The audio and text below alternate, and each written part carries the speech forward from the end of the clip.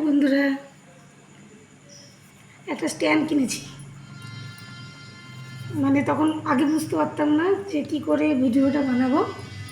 তা আমি এক দিদিভাই আমাকে বলেছে যে একটা স্ট্যান্ড কিনে নিও দিদিভাই, তাহলে তোমার ভিডিও করতে অসুবিধা হবে না। ওই যে একদিন রাত্রিবেলা রুটি ভাজছিলাম, একা মানে হাতে ফোনটা ধরে ক্যামেরা করছিলাম, দিয়ে বলছিলাম যে আমি ফোন ধরে ক্যামেরা করতে খুব অসুবিধা হয়, আবার রুটি ভাজতেও অসুবিধা হয়। তখন ওই দিদিভাই আমাকে বলল একটা ক্যামেরা কিনে নিতে। তা তোমার দাদাভাই আমাকে একটা মিশো থেকে ক্যামেরা গিফট করেছে। ক্যামেরা না, স্ট্যান্ড গিফট করেছে। তা ওই ভিডিওটা করা হয়নি।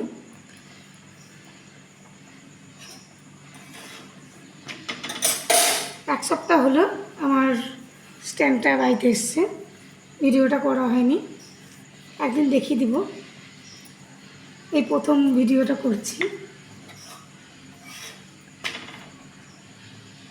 এদিকে আলুর তরকারি বসিয়েছি, আমার ছেলে খেতে খুব ভালোবাসে। টমেটো দিয়ে, কাঁচা লঙ্কা দিয়ে, পেঁয়াজ দিয়ে, যাকে বলে বাটি তরকারি, বাটি চচ্চড়ি, যে যেরকম বলে।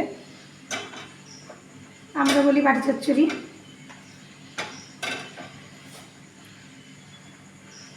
দেখেছো রুটিটা কত সুন্দর ফুললো। এখন কত সুবিধা বলো তো স্ট্যান্ডটা হলে। থ্যাংক ইউ দিদিভাই, তুমি বলেছিলে বলে আমি স্ট্যান্ডটা নিতে পেরেছি।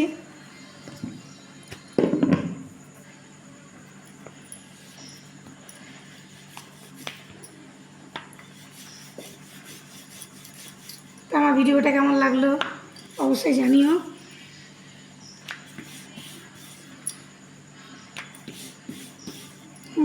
ভাবি নতুন নতুন একটু ভিডিও করি, কিন্তু বাড়ির থেকে বেরোনো হয় না। অনুভা দিদি ভাই কি সুন্দর রাস্তায় বেরিয়ে বেরিয়ে ভিডিও বানায়, ভালো লাগে বেশ দেখতে। আর এক দিদিভাই আছে স্বপ্না দিদিভাই, ওই দিদিভাইও তাই, খুব সুন্দর সুন্দর যেখানে যায় সেখানে কি সুন্দর ভিডিও বানায়। আমিও আজকে ফুচকা খেতে গেছিলাম ছেলের সাথে। কি বলতো বন্ধুরা, একটু কথা বলতে লজ্জা লাগে রাত্রিবেলা। এই রাত্রিবেলা নয়, রাস্তায় গিয়ে লজ্জা লাগে কথা বলতে। তা মানে কথা বলেছি, ফুচকা কাকুর সাথে একটু কথা বললাম। তা কাকু বলছে এখন সবাই করছে, লজ্জা কিসের, তাই বললাম।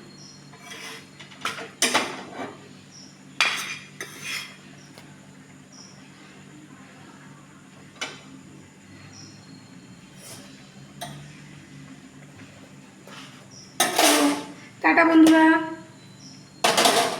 শুভরাত্রি, গুড নাইট, সবাই ভালো থেকো।